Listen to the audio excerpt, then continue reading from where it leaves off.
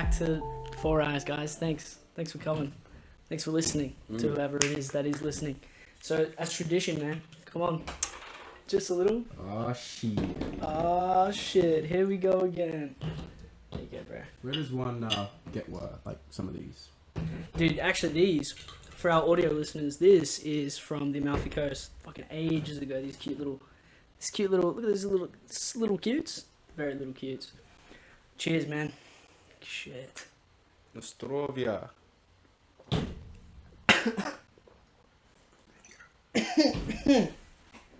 Oh, wow. That's pretty smooth.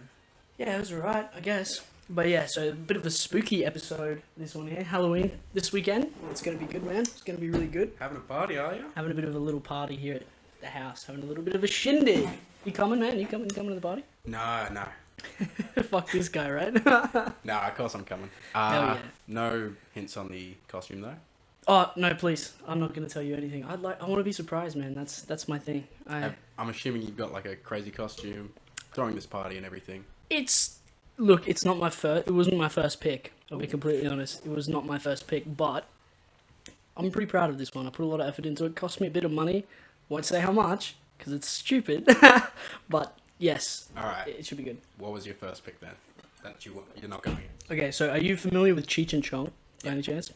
Okay, so what's the movie called? But anyway, where he's got his yellow singlet and his overalls and the beanie. They're smoking in the car all the time. I can't remember. Anyway, sick. I'll put it on the screen. No, I won't. Fuck you. Anyway, but yeah, that was going to be my first pick. And then I was like, I don't know, because I want to go out later on. Can't go out in a singlet. Don't want to have to compromise the costume. Yeah, it's something to think about. Something to think about for real. It is, actually. Mine does involve a singlet. Well, I was going to say, man, bring whatever you want to bring here, and then we'll just sort it out later. Yeah, just bring a shirt over. It'll be sorted. Yeah. So, dude, I was thinking, let's start today, and everyone from now on, what is your weekly obsession this week? What's going on for Trav? I got something that I've been obsessed with for the last couple of days. Okay, so last couple of days, I've been on this new music kind of kick. So I've been like trying to absorb as much new music everywhere that I can. And I watched this video, I sent it to you before, about drum and bass and like how dubstep kinda emerged out of the UK garage scene and the drum and bass scene. And I am just absolutely blown the lid off myself. I was floored by what I was hearing. This stuff is insane, man. Like there's this guy, his name's, I think it's Burial or Burial. I don't know. I'm not from the UK. But that shit is like sad dubstep and drum and bass at the same time. Wow, man. It like pushed the limits of what I thought was considered drum and bass and dubstep. Like, because there's this idea of what dubstep is. That's not where dubstep came from. That's like American version of dubstep. This shit came from like heavy D&B tracks. Like, and just going down this rabbit hole and this journey of just new music has just blown my mind away. This shit was like 10 years ago now. And it's like, wow, this would kill it right now. But what kicked that off? I don't know, actually. Like, there's got to be like one moment, surely. You know what it was? Like, I was watching this video about absurdism. Are you familiar with absurd? I'm not. Okay, so it's like this is a bit of a tangent, but it kind of ties into everything. But it's like this old school philosophy, I guess you could say, not super old school, by this guy named, what's his name? I can't remember what his name is, but anyway, like it's like kind of like nihilism, but not really. Where nihilism is in the sense is like this: everything sucks. There's no point to anything. What's the point? Absurdism is kind of like, okay, and like everything sucks, but okay, I'm gonna live in spite of that because I can. Like that's kind of what it is. And I was watching this video about it, and then the recommended was like why I hate Skrillex, and I was like, I got time. I got 20 minutes. I can watch this shit. And I put it on, and I thought it was just gonna be shitting on Skrillex, but it was this incredible like breakdown of like dubstep and the scene of over the last 8 years. So well edited, and like so many like different subgenres and categories that are part of the D&B scene that I had no idea. I thought drum and bass was just like not the case. Absolutely not. It's like this entire, it's like a web. And drum and bass is like the center, and then all the nodes of the web are like these different, like there's like jungle drum and bass, and there's like all this other shit, man. Whoa. I'm still going through it at the moment, so I'm like Right. still pretty new to the scene. But I'm so here for it, man. Like, I was looking through like the festival list on Facebook. I was like, oh come on, DMB stuff. Come on, man. There's got to be something Yeah. coming up. Because I'm like, I think I'm like fully into this now. I think I'm gonna like take this on and just like I was cleaning up the house today and driving around, and it's just this, and I was like, whoa, what the fuck? What is this? And I liked it. That's fair. And I liked it. But anyway, that's kind of been me. That's kind of been like what I've been obsessed with over the last couple of days, man. Like it's consumed my life. Last night. Can you like explain just drum and bass though to someone who doesn't actually? I don't know, I've never gotten into it. Okay, I okay. don't really know about it. Like I hear it and I'm just Yeah. Okay, so drum and bass explained by an idiot who knows very little about drum and bass. Here we go. So it's essentially like, I would say, a rhythmic, continuous bass line throughout a song. Usually hi-hats, snares are there as well. And it's just that. And then they build, similar to that song that I shared with you, they build the music around that bass line, basically. So the idea is to get the people move into the bass and then like just have these weird flourishes throughout, but it's consistent bass, if that makes sense. So similar to dubstep where they have like those bass build-ups and drops, that's also a part of D&B, but not to the extent that dubstep does it. It's more of like a laxed version. Still goes really hard and shit like that, but it's a little bit more laxed. Again, mind you, this is someone who doesn't know too much about this, but from what I'm listening to at the moment, like that's a massive thing, especially from like the UK scene at the moment, or way back when. Yeah. That was huge. Like the continuous bass, because the idea was to get the crowd moving and get them to latch onto something, like, and it was the bass line. So it wasn't like the drops or anything like that. It wasn't the weird flourishes of melody or whatever. It was the bass line, like the constant like movement. Like that was the point. And it's been really interesting to see the progression throughout the years of the stuff that I've listened to, how that's always sort of remained the focus for most of the D&B stuff. Obviously subgenres and stuff like that kind of change, but again, I'm so new to this. Yeah. I have no idea what I'm not talking about for the expecting you to most have, part. like, a But doctorate in, dude, I will. D&B. I'm gonna hit up every dude I know that is in the scene, and I'm gonna ask them to hold my hand through the entire process because Fair I'm enough. fucking ready for this. I'm ready to send myself with this, man. For Drum sure. and bass, I think, like from an outsider's perspective, is like one of those scenes where they're very welcoming of like new members and people who appreciate it. They're like, Totally, Go. and that's the thing too. Like I like music, obviously, and I love the vibe more than anything. So when the vibe is that, because not all music, not all gigs and shows have been like that, but the stuff that I have been to that's really like D&B heavy in the past, it's always been pretty good. And some of the people that I know that are in that scene right now, man, they're just there for the vibe. Like that's what they're doing. So I'm excited to give myself the opportunity to explore that, if that makes sense. Anyway, yikes. I hope you guys enjoyed that. I hope you enjoyed that. dude, fair enough. Yeah, I hope you enjoyed that, I'm bro. interested. Yeah. Like, I think I do need to give it more of a go.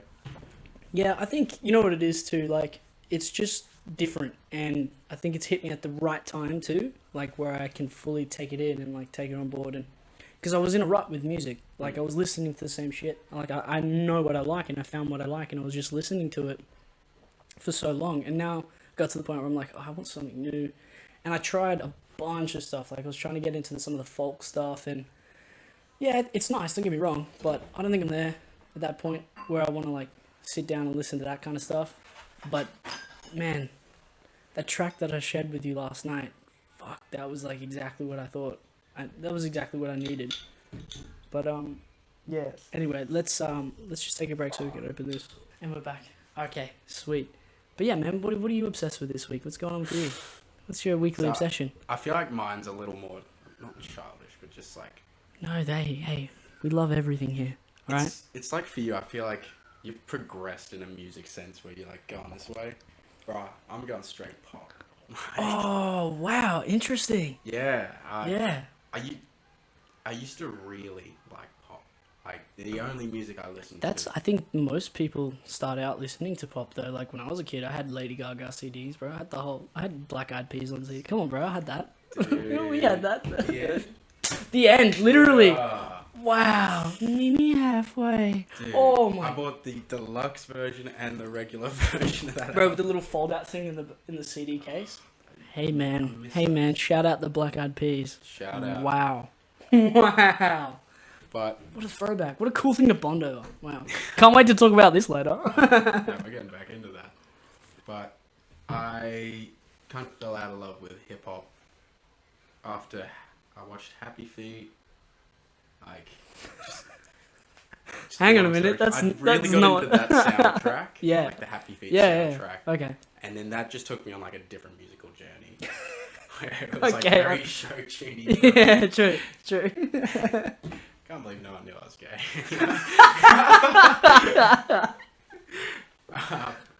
But then I went into like Frank Ocean. I remember his Major performance key. at the Oscars, and that's Oh, what got wow, me really? like, live performance of like regular music. Mm. And yeah, that sent me on a different direction again. But now it's come full circle. So I really fell out of hip hop. Really, just I tried not to listen to like the top 100 kind of tracks sing. But still, you get caught up at parties and shit like bangers. Yeah, and of whatnot. course, of course. But I feel like it's weird that I kind of have to defend that. And be like, nah, man, I don't listen to pop. Like, I find that as a weird thing. But Yeah, you know what? You know what's weird? Gatekeeping music. Stop doing that. that's fair. Like what you want to like. That's fair. Doesn't matter. Like, who cares? I agree with what you're saying though. Like, you kind of have to like not like pop music nowadays, which is weird because it's good It is. and it's popular for a reason. Like, It is. come on. Not a smart guy. Not a smart guy. Must make that clear. There's one act in particular that's caught me, and that's Willow Smith. Like, Caught a vibe. caught Dude, a vibe. okay, hold on. Hang on a minute. Caught Hang on a minute. Fucking vibe. Hang on a minute. The studio version sucks. The live version I didn't even know there was a studio version. goes so much harder. That TikTok sound, that's the live version, right? Yeah, The studio that's the only version, version I know. the studio version makes no sense. Like, if you listen to Really? it is not a vibe. Like, everything feels so overproduced and like, I don't know. It's hard to explain, That's but a like, metaphor within itself. oh shit. But it feels off. Like when she goes like caught a vibe and he goes yeah. In the studio version, there's no hype. There's nothing there. It's just like yeah. It's like it feels off. Like ad libs kind of. Yeah, the ad libs just don't hit. But like when you watch them singing that and like performing that, wow, it is a vibe. And I caught it. Ridiculous, Like yeah. holy shit. I rate that. That's such a good song. Also, Willow Smith's fantastic. I think she's really good. Both. No, as like an artist and a person. Like she started identifying as they them. Mm-hmm, So I did that's, not know that. like, Yeah.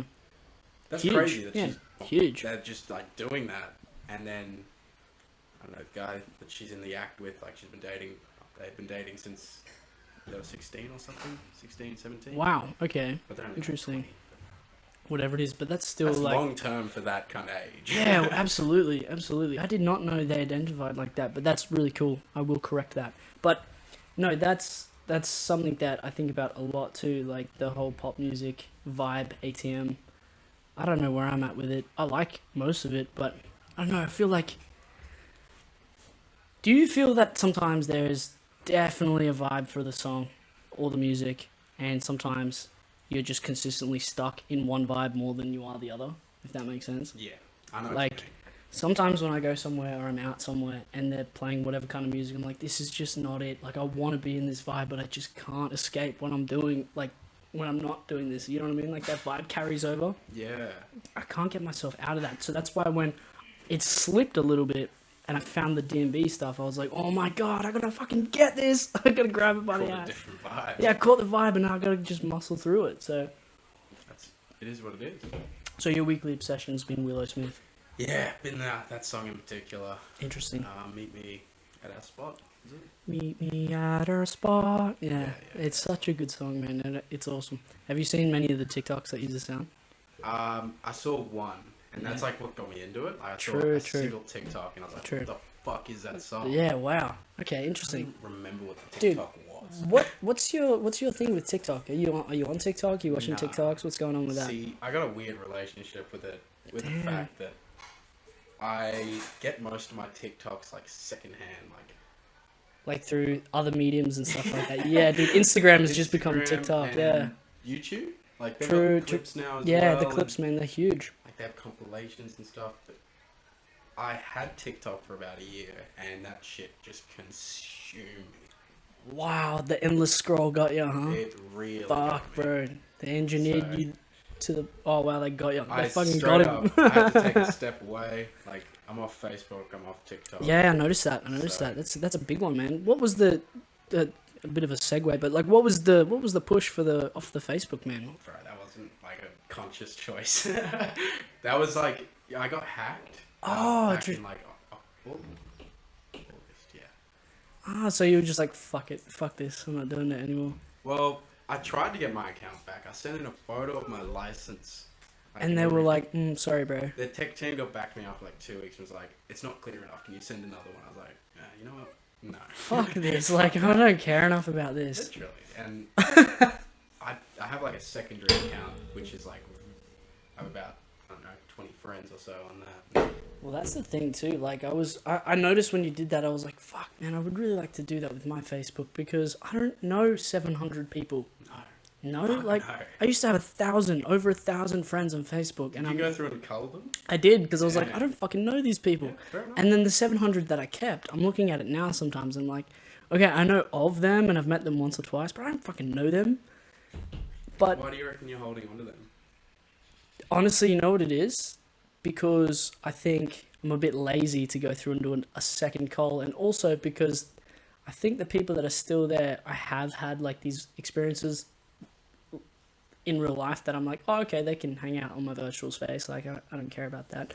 I've had this like weird thing with like my identity online as well. It's not real. Like, it doesn't matter. Like, at the end of the day, who cares? Like, the internet is just a secondary part of your life, if that makes sense. And the people that I see in real life are a bit more important than those 700 people or whatever it is on Instagram and Facebook. So I'm like, should I delete them and then make it like the same as my real life, or should I just keep that as like its own thing to do whatever, you know what I mean? Like, and I don't know where the line is and what the go is with that kind of stuff, because we're the first humans to really have the internet, so we're kind of like navigating it as we go. But it's weird because it's a different space, and I don't know, like, you're kind of alive in that space as well. So it's like, Yeah. you live in two lives. You live in the internet life, and then you live in your real life. And my internet life has 700 friends, but my real life doesn't have that many. You know what I mean? And I'm cool with that for the moment. So I think that's why I haven't really gotten around to sorting that out. But I don't care enough, I think. Yeah. I think that's what it is. But I was gonna say, what's your opinion on your internet persona, man? Like, what's going on with that? It's weird. Like, at this point in time, I've just got a throwaway name. Like, it's like one of those spam accounts you see. that are Yeah, just dude, like, yeah. this guy doesn't trust the government. It's not really that. It's just like, I wasn't going to make another account. This was just to message some people, and I just put a random name in, and I was like, fuck it, I'll just keep... Yeah, just keep it. I'm slowly turning into that person, though. Oh, I find myself ever closer to that guy that's like, the government's watching you. I think that's normal, though, because we're getting to a point where we're so involved with every part of the process now that it's kind of hard to sit back and go, oh, man, I actually love that they did that. No, I hated it. So, it's weird. It's a weird topic. Have you seen any... we'll just briefly talk about it, but have Yeah, you seen yeah. any Russell Brand recently? I follow him on Facebook, actually, and he's been doing these weird retreats. Is that what you're talking about? Yeah, like... I haven't watched him in any front of it. Camera. And he just rants? Is that what he Goes on does? Tangents, yeah. Dude. But it's actually like he's so eloquent. I think, hot take, I think he's one of the smartest men I've ever heard speak before. He might be a bit of a dickhead or whatever, but man, he knows how to talk and he knows how to... Questionable, I don't know. Well, even that, yeah, true. Look, the only reason I say that is because other people have said that about him. Yeah. I don't know. I like what he does for the most part, as long as it's not terrible. I think that's pretty important. Yeah. But no, he's a really good speaker. Like, he speaks with a lot of conviction, and you look at him and he makes you believe what he says. And I think that's really cool that he can do that. super dangerous, but really cool because like I go through the comments sometimes and it's just people just worshipping this guy like a messiah, and it's like he's a regular guy. Like you pay him to do that. What are you doing? But I feel like, I don't know, as a part of internet culture these days where like people need a martyr. yeah, And I they think so. see someone stand up for their beliefs in like a popular light that's an unpopular view or something like that. And they're like, that's my guy! Yeah, That's literally. my guy! He says what he thinks. He just tells it like it is. Oh, like a Joe Rogan type. He just tells it like it is. I was going to relate it to a different topic. That's how like people like Pauline Hanson get in power. Oh, totally. When they speak the unpopular opinion to the masses that actually share that opinion. That's, I think, what's really interesting about the internet, to talk about this again. Like, the internet's not real. Like, we all know that it's not real, right? Like, people... Never think of it like that, though. The people that are on the internet in real life, like, there's a disconnect. Like, there's a lot of people who aren't on the internet and, like... They're real. They're real, and they say some pretty horrible shit all the time in real life. Fair enough. And I think... moving forward, we're a part of a generation now where we have 50% of our life that takes part on those social media platforms. Like, we're so seriously involved. fucking 50? I would say it's close to about half and half, man. Every day, I know there are people out there every day that are on those apps. Every fucking day of their life for hours. I wouldn't be able to work without the internet. Well, that's the thing. We're so involved with it, but I think, like, to take it back to what I was saying, it's not an accurate representation of everyone, though, because not everyone is like that. So when people hear these heinous things that are said on the internet, they actually are coming from a place that is quite grounded, because like Pauline Hanson and people like that, they've got people here, man, in the real life that are like backing what they say, which is 10 minutes. 10 minutes. Beautiful. 10 minutes for food. Yeah, I don't know. That's a weird one, man. I don't know how I feel about... Did you have a chat to Jacob at all about his roommate? No, I didn't, actually. That's super interesting, dude. Really? As in, just an interesting case of a person. Like, Interesting. I think it'd be a great person to have on. Yeah, to be honest. interesting. What's his general vibe for people that don't know who he is? He goes to like a university in town, and he walks around with a MAGA hat on. Wow, okay. Yeah. Interesting. He's not doing it for like reasons you would think. It's not like for Donald Trump or anything like that. It's because it makes him feel powerful, and he likes the attention it gives him. Like, he said that. Wow, that's huge. That's a really interesting take, because he's just like, it's really like crazy to see how people react to a hat, and it's just like, it's just a hat. And I thought that, because I came in just like, no, what an asshole. And then I like thought about it. I was like, you know what? I actually don't have an issue with that person. Dude. He's just trying to be him. Like, he doesn't even care about the cause hard enough, like, to That's interesting. fight for it. Yeah. But this is something that I'll pose to you now. Like, there's plenty of people that are like, oh, words are just words. Like, jokes are just jokes. But, like, how much of that is the truth and how much of that is a lie? Like, when he says that he doesn't support the cause and he likes the power, at some point, though, like, there's got to be, like, Yeah, you don't put the fucking hat on and leave the house without going, okay, like, I'm doing this. Like, you have to know, like, what's going on. And you have to know that the way people around you see you then eventually affects how you move through the world as well. So if you're putting on a MAGA hat and you go out to the city, Brisbane City, mind you, most multicultural place in all of Queensland, like, you're gonna cop some flack and you're gonna get profiled, and that's gonna fuck with your mental a little bit when you're constantly having that influx of negativity. How much of that then starts to chip away at the thing? Oh, I don't believe in the power. I don't believe in this. I'm just doing it for the power. How much of that is there before it gets all chipped away to the point where it shows how he really feels and goes, oh, actually, I kind of sympathize with this a little bit. And then, but do you think a little bit of that could be resentment for the people that have put him down? oh, interesting. That's another element. Yeah, he could. I think. Yeah, maybe. I feel like a lot of people just get angry about something because they want to be different, want to be right. Yeah, well, that's the thing. People like to hate, man. Like, they just love that shit. It's so weird. It's really weird, actually. They love a villain, bro. They love a villain. And I think Donald Trump is one of the greatest villains of all time. Well, it depends who you ask. No, I would say I think he's a fantastic villain. The entire world hated that guy. I feel you. For the most part. In every country you went to in the entire world, someone hated that guy. Like, a lot. People here really hate that guy. Got nothing to do with that place. But they had opinions here. Not to say that I don't have opinions. Obviously I do. Hate that guy. But you cannot deny the fact that he was a villain through and through. Like, Have you seen anything? I was going to say, if you haven't seen it, search up Donald Trump fights the people of Scotland. Or the other way around. People of Scotland fight Donald Trump. Great story. Like, we won't go into depth, but basically Donald Trump tried to build a golf course there. The people. oh, I think I've heard about this. Yeah, and they were just like, fuck off, mate. Yeah, Like, no that's out of way. the movie. Like, it's straight out of the movie. Crazy, bro. That guy, man. Wow. What a time to be alive. Oh, man. Like that 2016 to 2020. And then you don't want a big one. It's. Yeah. No, but that 2016 to 2020, that was Yeah, a that was a fucking... dream state. What a fucking... Vroom, vroom, vroom. That was crazy, man. Like, moving through that COVID to space. top it off. Nice little treat. Little bit of dessert. Last 5 years have been fucked. This is the thing, too. Like, I think about this a lot as well, and I say this to a lot of people, too. Like, we're still going through it, so we can't really... over. We can't actually look at it for what it is. In 5 years' time...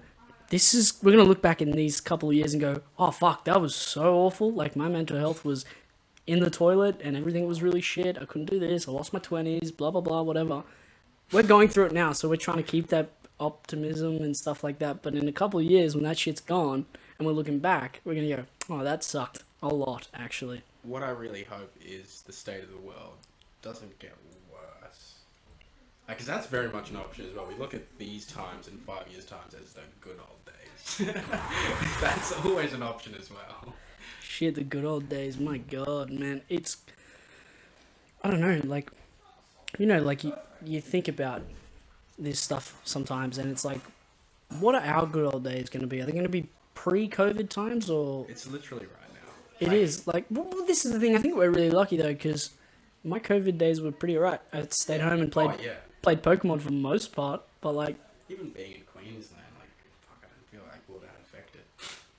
Yeah, I guess not really, in comparison to everywhere else. The initial lockdown in 2020 was, like, I don't know, 3 months? Yeah, something like that. And that was about it. Like, we had, like, 2 weeks or, like, 3 weeks max after that. Yeah. And then, like, on and off little snap ones here and there. And obviously there hasn't been travel and shit, but, you know, I haven't actually noticed it too much. Well, I think you know what it is too. I can't speak for you, but I just found myself a little bit more busy than usual. Like, I found things to, like, occupy my time that never used to, if that makes sense. Like, do you reckon people found shit out about themselves they didn't know over COVID? Absolutely. 100%. Is that a net win? Or a net loss? Based. No, that's a net win, I would say. Like, but again, it comes back to we're in it, so we're still going through it. So some people aren't going to see it like that until later on. But I think it's a net win because, man, there has not been any other time in history, apart from 100 years plus, like, where we've had a moment of universal reflection of every aspect of life. Throughout this entire lockdown and COVID and shit, everybody has at least once sat down and gone, fuck, man, what am I doing here? What's going on? What's the plan? Like, what the fuck is this? Everyone's had that moment, and we were forced to have it, and that's never a bad thing. You can only come out better off from that, because any self-reflection and stuff like that, it's always going to make you better. Like, that's just how that goes. So I think net win, totally. Maybe you might not see it that way now, but I think net win, for sure. You know what I want to have a look at? I think would be an interesting comparison is the Spanish flu. Like, if you have a look after then, and, I don't know, changes that happened after a pandemic like that. Like, I know the restrictions, I don't know what it was like exactly, but I doubt it was the same as what we had because they were already very isolated because there wasn't planes and shit to get them everywhere. So it's still like a fucking 6-month boat. Yeah, exactly. And whatnot. Exactly. Or probably not that long. But anyway, I wonder if there was any, like, big, I don't know, renaissance in like art or anything, like a noticeable difference? Because I believe we're coming towards some sort of artistic renaissance. Wow, actually, that's really interesting that you say that. I don't know too much about the Spanish flu, but I know what's happening right now.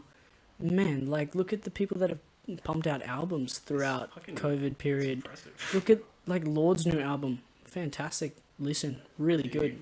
Even Adele releasing new music. Wow, That was beautiful. So good, man. Like, but this is the thing too. Like, what does our renaissance look like with the internet and everything that else that they didn't have back then? But, dude, I think people's perspectives and mindsets have definitely taken a hit because of this. It's kind of grounded a lot of people, I would say, and I think that's then gonna seep into every other aspect of their life, including the way that they create art and project themselves. I mean, look at what celebrities have been doing since COVID. I'd say that they're trying to be more positive and happy and not try and spread nonsense. That, you know, that's just one element of, I guess you could say, the renaissance that is happening because of COVID. I don't know if this is me stepping away from Facebook, but I'm seeing a lot less Hollywood drama. Like, in general. I was going to say, I don't know if that's because you've stepped away from Facebook. I didn't know if you're going to shut that down. No. Fair enough. I don't think it's because you stepped away from Facebook. I think it's because everyone's kind of going through that, hey man, we're in this together kind of thing. We can do this. Whether or not that's just corporate fucking meddling and trying to get you away from the real whatever the fuck it is. I don't think people are at their necks at each other's necks as much as they used to be on a daily basis, if that makes sense, because they've had something else to worry about. What it is people aren't looking for blood anymore like they were. Or maybe they are, but in a very different. I was going to say, like... Cancel culture. Yeah, cancel culture is a massive topic, man. That's a massive one. I think it's different now because of COVID. I think people have had a lot more time. Like we were saying before, 50% real life, 50% internet. COVID was almost 100% internet time. So people were fucking pissed about everything. Zoom meetings. Every fucking... Oh, wow, that shit sucks, bro. Yeah. Like... Forgot.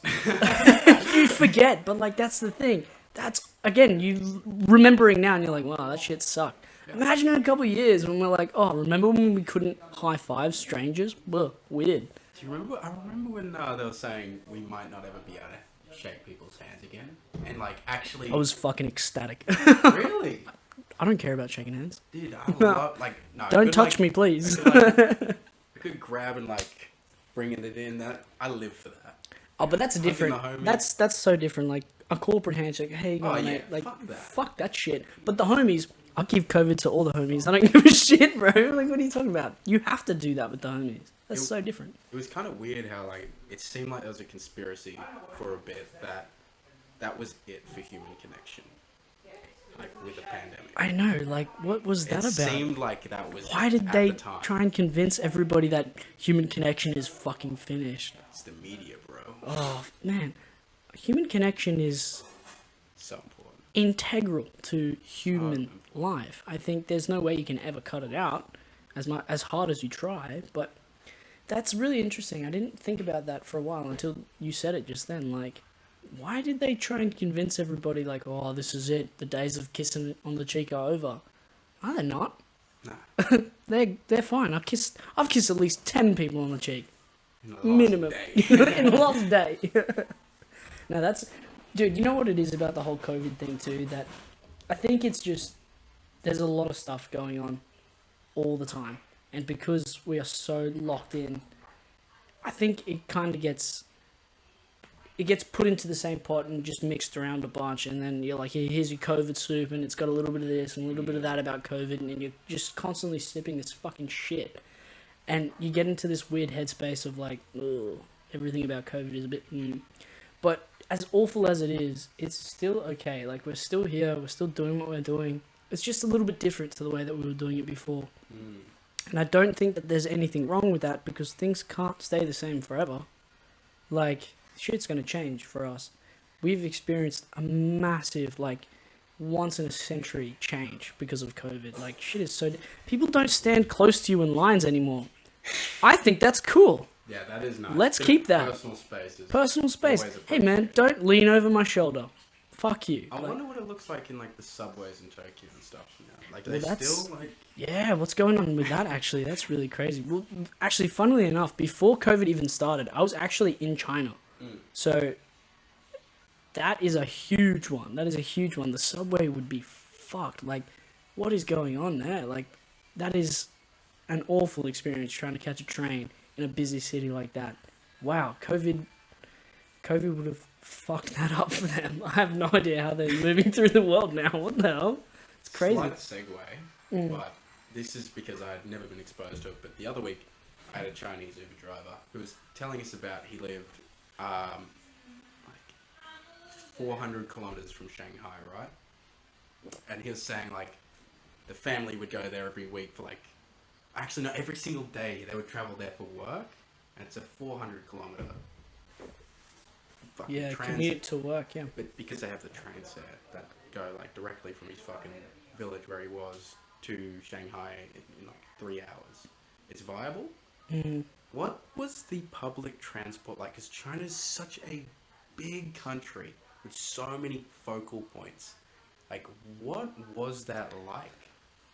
To be quite honest with you, like, this was maybe I think the fourth time, can't remember. But this time I had already kind of sort of figured out what the go was, but it's overwhelming as fuck when you get there. Like, if you look at their metro system, especially in Shanghai, if you look at their fucking, it's just fucking rainbow squiggles on a page, and you're like, oh fuck, where am I going?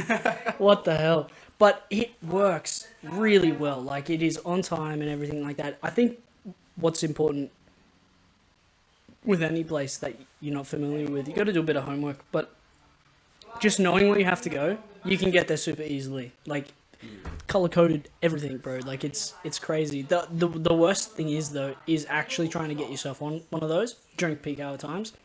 It is a fucking bloodbath, man. Like, they will push you. People die catching trains to work in the morning. It happens every fucking day. How long is the rush hour every single day? Well, Oh, every single it's weekday? it's probably like 45 minutes to an hour, like So that's like morning enough. morning and afternoon. Okay. But that's the thing. Their rush hour is only for that amount of time because people don't go. They don't show up late. Fucked up. Like, it's just a pocket of time when everybody is in the center trying to go somewhere. Like, that's the only time. Then the rest of the day, it's cool. You can How jump long on do you trains. reckon peak hour is here in Brisbane? Is it like maybe half an hour as well? Like, You reckon? what, for public transport? Oh, no, public transport. No, okay, I'm thinking roads, but Oh, roads. Oh, fuck, That's man. disgusting. You're talking. If I don't leave the house by 5:30, I'm in Coronation Drive for 45 minutes. Easy every fucking day. There's no way. It's fucking bullshit. I'm gonna hate it, man. I hate it. But feel you. I think you know what it is too. I think it's just because people leave everything to the last minute, like I do. Like, I'm late most of the time, so everyone else is also doing that. I think. I think it's fairly normal. Yeah, it's fairly normal. I Be think. late. Yeah. They call me Tony No Show because I'm always fucking late to everything. That's it. Yeah, I don't like it very much, Yeah, actually. That's a bit awful. of a derogatory term. That's an awful thing to say. But But you show up, right? well, this is the thing. Just late. I do show up. I do. I love showing up to all the things. But I have a schedule that I work on, and I'm trying to make it fit with everything. I am. Like, I went on this date the other night, and I was 20 minutes late to the thing. And I was like, how am I going to fucking make up an excuse for this girl? And I was like, you know what? There's no excuse. I just misjudged the amount of time it would take me to have a shower and put clothes on. I don't know what to tell you. Like, That's fair enough. that was literally it. And then I was doing thinking on the drive home, and I was like, why do I do this? Like, what the fuck is going on? Why am I like this? And then I had that moment of like, I was like, oh my god, I'm conscious of the fact now. I'm gonna slowly get better at it. Hey, that's pretty good. Hey, cheers.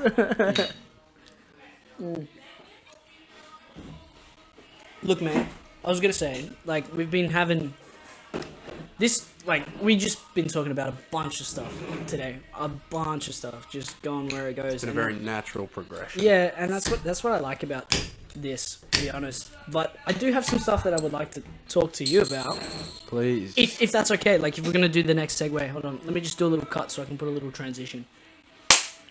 Next segment, question time. So I've got a few questions, man. I've got a few things here laid out I really want to talk to you about, and if you'd be willing to, I don't know, go on a deep dive with me, that'd be great. All for it. Oh, that's so nice. Open That's book, so baby. nice. All right. No, I did not. Yeah, no, I was gonna say, like, we kind of talked about it before as well, like music. I don't know if we were recording or anything like that, but your relationship with music and art and creating art. You're a very artistic person, and I think your approach to how you make art and stuff like that. That's something that I think we've really talked about before, and it's something that I've always wanted to ask you about, and I kind of did before, but like a little bit.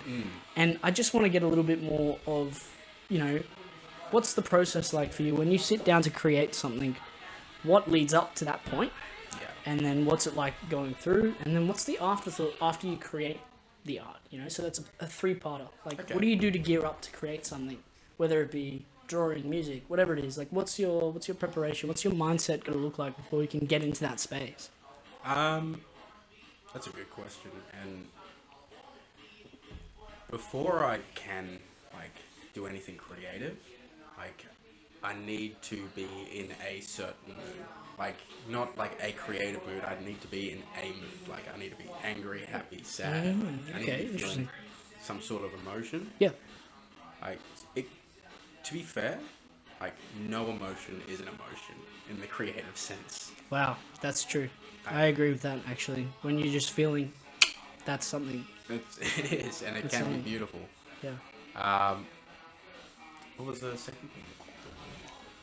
When you get there, when you get to the point when you're like about to sit down and make something, this is the I think the meat and potatoes of the question. Like, what does it look like for you? What kind of space do you have to be in to be able to produce your art that's inherently you? Is it constantly evolving, changing, or have you found like a rhythm to like your madness, if that makes sense? I absolutely have to be alone.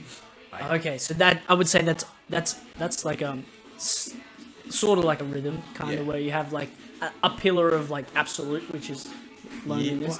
I've found, through reflection and just, I don't know, thought that I am an introvert. I'm an extroverted introvert, if that makes sense. Yep, of course. I'm I someone think who likes to have friends and have Yes. company, but I lose energy when I'm around people because I find it just draining. And when I'm feeling low, I like to be alone. And it's the same for music. I find it hard, we've talked about it, to be vulnerable in front of others. yep. And that just puts a block on my creative process. So just when you have someone looking over your shoulder, they might not be judging. I really doubt they are judging with a logical mind, but just deep down in my monkey brain, it's yeah, they're watching, they're judging. Yeah, they're picking you apart. They're gonna think you're shit. And Well, I was gonna say, sorry to cut you No, off you're a little right. bit. What do you do to silence that part of your brain? I watched this thing. I watched this movie. It's called Luca, Disney Pixar movie, fantastic. And one of the characters, Alberto, is like "Silencio, Bruno." That's like the voice in your head, like your voice of reason, I guess. But what do you do to silence your Bruno, man? What do you do to get that? I know exactly what you're talking about. Like that. Oh my god, fuck! Are they looking at me? Are they judging? What do you do to cut that motherfucker off at the legs, and how has that changed since you've been really? Oh, okay. So the way to silence my brain, because I've always been someone who I would describe as an anxious person. Okay.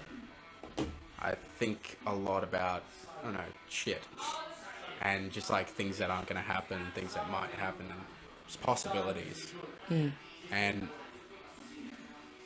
as a child, I didn't know. I didn't realize that all these thoughts were anxiety. And I just kind of thought that I had fucking yeah. ADHD or something, and I was Yeah. just constantly No buzzing one and- tells you about mental health. Yeah. No, it's retarded. Crazy. But anyway, as you were. As I got older, I went to a therapist and actually found real coping mechanisms, stuff like that. Huge. One of the important ones for depression It was exercise, like, and that's not just come from a therapist. That's come from like someone who I'm friends with, who's one of my mum's friends. He's like 38. He's constantly had a clinical depression through his whole life, but he's still here. So that's someone who I'm like, yeah, if I can get to 40, I'll be happy. So I'll listen to him. And he literally just said, if you're feeling suicidal, if you're feeling down, dark, go for a run. Do some push-ups until you can't think anymore, until you hurt. Wow. Because like when you're in a bridge or something like that and you're really like shaking, you're just focusing on staying up and you can't think. But outside of depression, going into like a creative space, shutting that brain up, shutting that inner thought up, that comes from me closing my eyes and getting in touch with that mood I'm feeling. So like, for me, when I go to sing, when I close my eyes, I get transported almost. I hate to sound cliche, but it's like... Cliches are real. I close my eyes and I think of certain lyrics, like, it takes me somewhere that is so emotional. Like, I love crying. I really do love crying. Hey, that's what's up. Yeah, normalize crying, 2021. Straight up. But when I'm making music, I feel this little bit of like, you know, I well up inside, and that's kind of when I know I'm on the right track. Wow, okay, so you have like an actual point of indication when you're like, alright, this is what I'm doing. Yeah, well, because it makes me emotional. Yeah, cool. So, what a stupid question, but I'm going to ask it to you anyway, but, so you're emotionally connected to everything you create? Yeah. Like, I think everyone, in a way, is emotionally connected to anything they do, because they've done it. Huge. Yeah. Huge. But it's... Idiot. When you go to work every single day and you do the same thing, you get emotionally connected to a brand, to your co-workers. Of course. It becomes like a family in some occasions. Yep. And that 5-year period of your life where you're working somewhere, that's a whole bunch of emotions. Like, you felt every emotion on the spectrum in that time. Yeah. And it's no different for like a little piece of art. Like, when you create that art, you feel all the emotion inside of it. Mm-hmm. And I know when I'm going the right direction, when I'm creating something and I'm feeling that emotion come to like its peak. Like, it might even just be for a split second where I'll sing a note or I'll say a line that's like, holy fuck. Yeah. Where'd that come from? I gotta ask you, how do you stop yourself from getting overwhelmed in that moment of like, because I can imagine like once you get to the point where you are creatively and you make something, do you just cry after you do it? Because I would just cry, like, because from what you described just now, that's, wow, man, like, it is such a methodic process for you. Like, oh my god, you're getting it all out and you're doing it. Wow, that's, fuck, man, I love the way that you just spoke about that. That's a really, really, I really like that. That's really cool. But time, brother.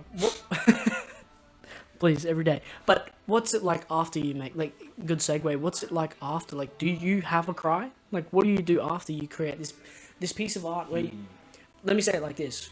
When you are extremely vulnerable and you tear all those layers apart and you let it peek through and you let it drive for a little bit and then it just comes back inside you and you're left with this piece of art that you just fucking put everything into, what happens after that?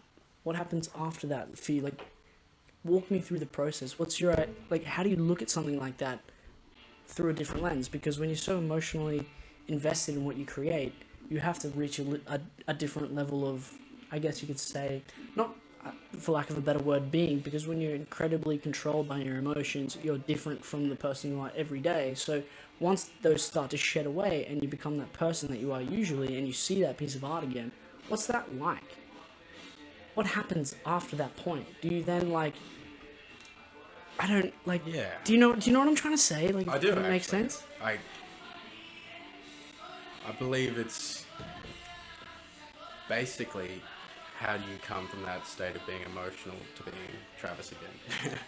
Right, like, how do you just then put on your pants and go for go to work again, like after you've just taken everything off. Like, but I think what's really interesting about people that are artistically involved and stuff like that, they have things to show from that period and that experience. If that makes sense. Like something that I really like watching is I like watching dancers do their dances and like, you know, albeit like I don't know what the word is, but like when they just what's the fucking word? I can't remember. But when they just dance like, you know, Freestyle? Freestyle dancing, yeah, kinda. I guess there's an actual word, but I just can't remember it.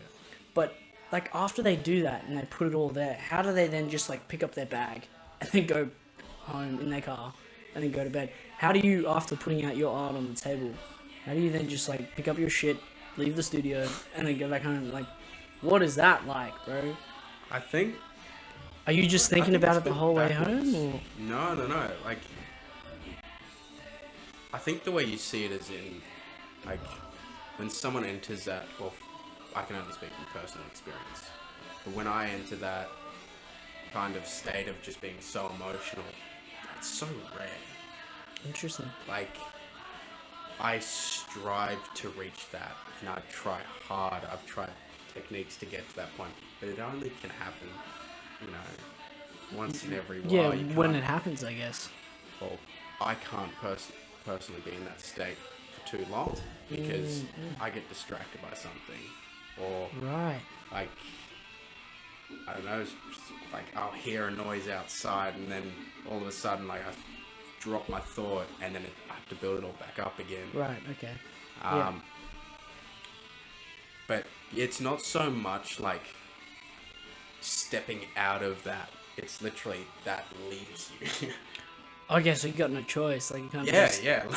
Like, Okay, you're not creative today. if I That's could, it. I would be in that state 10 hours a day. Like, I believe that's achievable through practice, meditation, and techniques.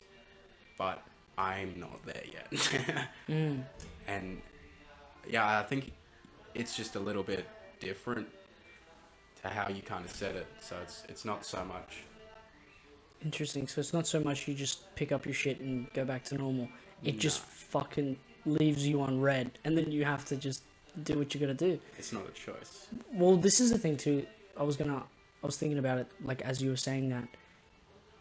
Has it gotten easier for you to hold on to that? Yeah. Yeah. Okay. Interesting. That's really interesting. Is that, do you think, purely because practice and time and effort and stuff like that, or is it just 100%. okay? Yeah. Like, that's nothing natural. Like, You gotta work for it. you look at the best performers in the world, and they're the ones that can make you cry by just watching them be in Yeah. that Oh emotional yeah. state. Oh yeah. Everyone's experienced that. Like, Oh, when yeah. you see true art for a moment, and it's like, how the fuck did you just do that to me? Yeah. No, I know what you're saying, and that's Through practice, dedication, hard work. I just need to keep working. Damn. I was gonna say, what's that looking like for you moving forward? In the sense, do you have your work cut out for you, or do you feel like you're almost at a point where you can tap into that space when you? Let me say it like this: do you feel like you're at a point where you can tap into that space more frequently than you used to, and is that something that you're gonna continuously try to work at, or are you going to keep it at a level where it just happens when it happens, sort of thing? No, so moving forward, like where I'm at in my life now, I'm at a bit of a crossroads again, and Yeah, it's what's up. Shout out Crossroads. I've got a decision whether to commit to my new job full time and actually start working it like a career, or I go fully into music. And why I'm so nervous about it's no contest in an emotional state, in a logical sense. There's so much lack of security by a career in music in the modern world. Of course. It's so fucking hard to make a name for yourself, but beyond that, you can be as famous as you want. You still need to know how to monetize that. So you can just have the essentials and not be homeless. Yeah, I think about that a lot as well. Like, I think it's another element to the whole industry, if you know, for lack of a better term, but like just when it comes to arts, like the industry of art, there's that level of like I gotta live, and this might not be at the point where I can yet. So you're constantly trying to battle between the, do I put more time and effort into this or this thing that's gonna give me food? So that's a massive struggle, and I think that's really unique to creative industry, if that makes sense. I think that's something a lot of people can connect with, though. Yeah, I think everyone is born creative, and I think we fall into those little pockets of like, oh, okay, time to do this now. Like, it's ridiculous. So when I see people actively making choices to pursue those creative interests, the coolest people in the world, because you're doing that in spite of everything else that you're doing, because I know what you're doing. You're paying for what you got to pay for, you're paying your bills, you're buying this, you're doing that, and then you're also doing this? God damn, like, wow. And that's something that has kind of held me back a little bit when it comes to the creative sort of stuff. It's like, oh, I gotta live, man. Like, it's really hard. And like, even setting this up, it took us fucking an hour today to get this ready. Like, this shit takes time. People get paid to do this. People get paid to do this. How can it get to the point for me, and where I'm doing this all the time, getting paid? And that's something that's, it's interesting to think about and hear other people that are also thinking about it, because it's on my mind a lot. And as a creative, I would say that I'm also kind of a creative, in a different sense, obviously. I think, thank you. That's so nice. Thank you so much. But it's something that's always on your mind, and it's really hard sometimes to, I think, not let that get you down. And it's really cool to hear that you're still doing that, still going for it, and you're pushing through, and it's not so much on your mind. I don't think so, anyway. Like, apart... I'm trying not to let it play on my mind. That's an active effort. Just because, if I'm thinking about it, then I'm just anxious about it. And anxiety around music, that's just not the vibe. Not my vibe, at least. Not your vibe, shit. No, that's so fair, man. That is so fair. That's huge. I wasn't going to say, though, I think everyone can relate to that, having a childhood dream. Everyone had that, like, when I grow up, I want to be, everyone. That's not even, like, a privileged thing. No. Everybody got that shit. Everyone got that. Had that. Yeah. But everyone grew up at one point.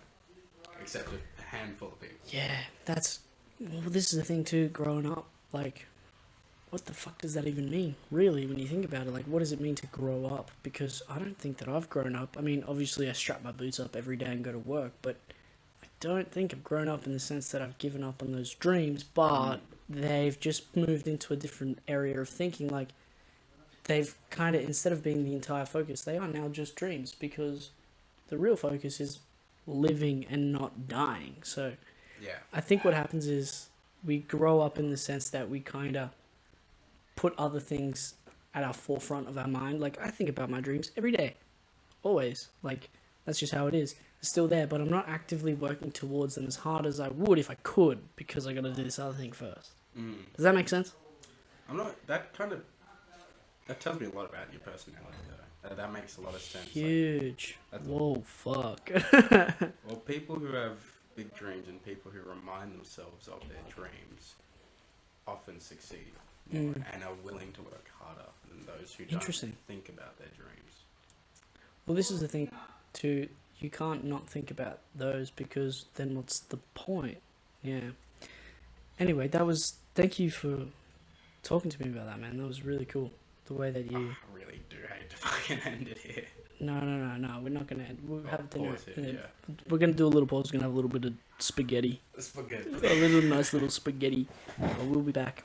But yeah, man, thanks for really opening up to me about that. Your creative process is something that I incredibly admire, and I'm glad to steal a little bit of it for this. So thank you for your creative touch, man. It's really nice. It's no problem. It's not bad. It's very nice. All right, we're just gonna cut it here. We'll be back.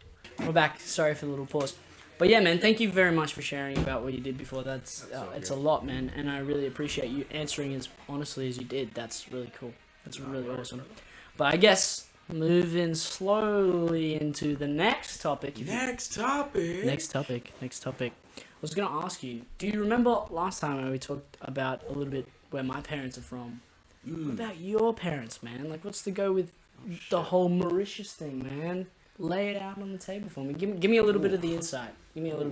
So, who do you want to hear about more? well, I was going to say, Dad's pretty standard. yeah, My mum's where's probably- your dad and where's your mum from? Let's start with that first. Dad, so for quick background, he's currently 80 years old. Had me when he was 58 years old. And my mum, she was 19. True. Yeah, so, I don't know, a bit of a weird backstory, but he'd had like 5 wives in the past. Heard some fucking great stories. Man, I bet. Apparently one of his wives chased him around with a knife because Awesome. he cheated on her, so... yeah. It's always great to hear that stuff about your old man. So. Yeah, I can imagine. Wow. But yeah, he grew up in Queanbeyan. Do you know what that is? No. Where's that? It's about 20 minutes out of Canberra. Oh, okay. It's like on the border of ACT and New South Wales. True. Okay. Back in the day, very small, quaint country town with some very country beliefs. Oh, I can imagine. Yeah. So, my dad, his father owned an electrical store in town. Mm-hmm. They actually had the first fridge in the ACT. Wow. The first working fridge in the ACT. Now, guys, we're talking about a fucking fridge here, That's- so this is huge. This is I feel like huge. that's a good reference for the disconnect. Yeah. So it's like my dad, he's just from a different fucking world. Yeah, dude. Totally. And then, yeah, he went to, I don't know, he went to school in Sydney and boarding school, and then he went to university in Sydney as well. Back in the day, university was free. What the fuck? So, Holy shit. In the 1950s, he went to medical school, became a doctor for free. Just add that. Wow. So anyone who's Fuck's going sake. through medical school right now, Yeah, paying cop that, you fucking idiot. How about that? $250,000, like, yeah, you guys have got the rawest deal on earth.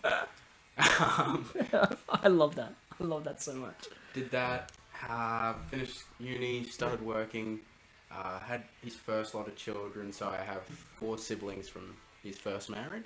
Yep. I've got 3 brothers and 1 sister, sister being the oldest. They're all great people. They have children around the same age as myself, so we have a weird dynamic where they're like kind of parental figures in my life because they're like Interesting, the yeah, same because age of as the my- age. Yeah. like they're straight up the same age as my mum. Which is like, that's a whole nother ball game. Like, we could go down a different Dude, now. wow. One of my brothers, Chris, he's the one I'm closest with. He's like literally a second dad to me. That's crazy, man. That's actually really cool that you got these huge... I've probably taken more advice from him than I have from my own father. Interesting. Wow, dude, that's crazy. So you've got... So, correct me if I'm wrong, it's 4 with your dad's first. Yeah. So 3 brothers and 1 sister? Yeah. Yeah, That's okay. it. I am listening, I just wanted to double check, I promise. But Chris has got a daughter that's the same age as us. Oh, interesting. And she actually goes to UQ. Oh, hey, that's pretty good. Being a doctor in her grandfather's footsteps. Wow, good on her for that. That shit's hot as fuck. So she's copping that good on her. 250k. Oh, in the hole, baby. Join the club. Awesome. Nice to have you here. But that's actually really cool. So what's it been like for you having these, I guess you could say nieces and nephews that are like the same age as you? What's your relationship like with them? I reckon it'd be comparable to like having cousins. Yeah, oh, Like, same for thing. sure. Like, there's no authoritative figure that like an uncle usually would be. It's like, no, they used to call me Uncle Poohead. And that shit was straight racist because they're all white. Oh my god. But I will say, my sister, she's black. She encouraged it. So that was fun. That's fucked. Anyway, so hold on. So you've got 4 older siblings then. 4 older siblings, yep. And then we'll go into my mum. Yeah. Because, there's not too much more for my dad. She's from Mauritius, which is, to describe it, currently it's somewhere between a third and first world country. It's like, it's a developing nation, I believe is the term. Yeah, okay. Developing nation, yeah. Yeah, we understand. We go back to, my mum's born in the 1970s, grew up in the 80s. Back then, it was a fucking hellhole. Wow. Not not crime or anything, but just so underdeveloped that it's like, there's open sewers and everything. And my mum, she had a very rough upbringing, just in terms like her mum and dad, her biological mum and dad, kind of just abandoned her when she was about one, much younger probably. And how it happened was they were alcoholics and drug addicts, and their sibling, so my mum's uncle, he came over to like check on them and see what was going on, and he walked in and basically saw my mum eating bugs off the floor, and was just like, nah. No, I'm not having this. Took that baby, and she never moved back in with her parents after that. Right. Like, she was raised by her uncle and aunties in a different home. Interesting. So, like, when I go into this whole weird thing about my mum, like, we have a really strange history just because we don't really see eye to eye. I have a lot of sympathy for her because she has, like, such a rough upbringing, but I feel like in some ways that's come back to bite me in the ass. Like, her rough upbringing. Yeah. Like, just because she just doesn't have a regular amount of empathy, I would say. Yeah, okay. Or different level, maybe? Yeah. Like, she just struggles to see things from other people's perspective because she has, like, a victim identity, which is fair enough. Right, okay. I understand. I understand what you're saying. I see it's fair enough, but it's still like, come on, give me some love. Just give me a hug. Yeah, no, I understand what you're saying. I get it. That's a completely different world. You're 100% right in saying that. Yeah. So she was raised by her uncle and auntie, and she was a bit of a fucking devil child. Like, I love it because, like, she was exactly like me. Yeah. Dude, that's why you guys butt heads, I think. Yeah, no, every time I go to Mauritius, they're like, yeah, you are fucking man version of Michelle. That's crazy. And it's That's cool. True. That's cool, man. That's I can really see cool. it, and it's true. That's probably, you're right, why we don't get along, because we just it's always the case. person. Yeah, when you're two alike, it's, oh my god. Especially when it comes to a parent, when you're two alike, you guys punch on all the time. Yeah. Metaphorically and physically. Oh, physically, yeah. But she grew up in that world where it was very strict, a lot of, like, corporal punishment, obviously, in the schooling system back in those days. There's whips and shit like that, so... Fucking crazy. That all came trickling down as well. Yeah, of course. But when she got into grade, I think, 10, this is when she was, like, partying a lot, and because I believe my family has a hereditary, like, addictive personality, like, something that... I understand. I understand what you're saying. Alcohol abuse, drug abuse has just been a long addictive history personality. on my mum's side of the family.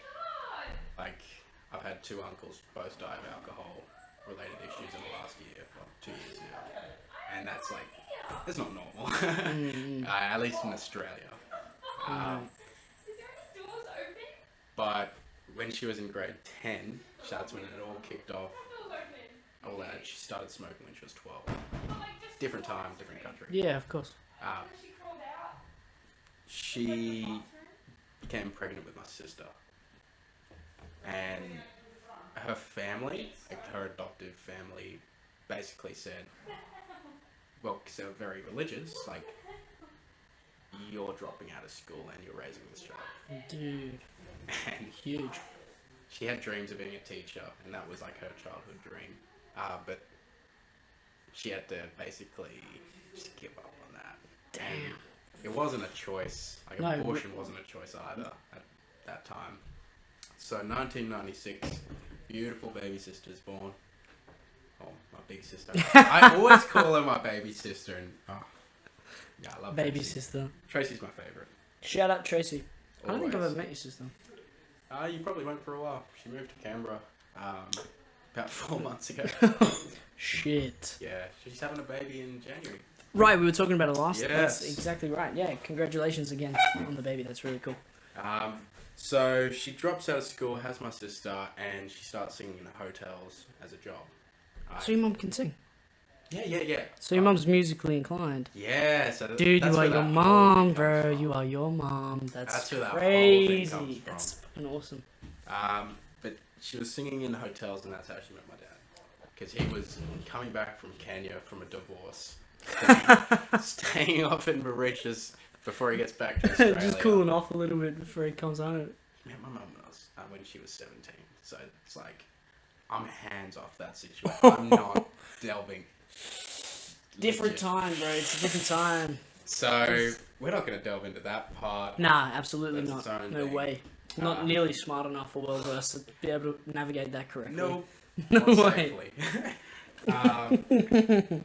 So they met, and then my dad went back to Australia. They didn't really fall in love or anything, and then he came back to Mauritius a year later, and then that's when like it all kicked off, and then he's like, all right, come to Australia with me. So she Uprooted everything and just... she left Tracy in Mauritius because Tracy couldn't get a citizenship in Australia or a visa. Cause, How old was Tracy at the time? 1.5 or so.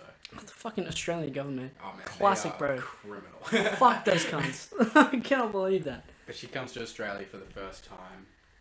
I always remember the story she tells me of stepping off the plane in Melbourne. Wow, what a... Whoa, literally a different planet, dude. She had never left Mauritius. That's crazy. This young 17, 18-year-old girl. Dude, that would have been like early 2000s when she came over here, right? It was 97 or Oh, 98. dude, wow. Melbourne at that time was also pretty multicultural and stuff too. It That would have was. been huge, man. But it was also very cold. It was the middle of winter and she stepped off the plane. Oh, wow. And she literally said, no, I'm going back on the plane. Oh, I'm not getting off the... That's fucking crazy. No, you can't make me stay here. Damn. And she had this whole thing. And then Because I'm assuming Mauritius is quite tropical climate where it's usually hot all the time. for anyone that doesn't know Mauritius, in the middle of winter, the lowest temperature it'll reach is about 21. Yeah, which is shorts on a good day, you know what I mean? It's stupid.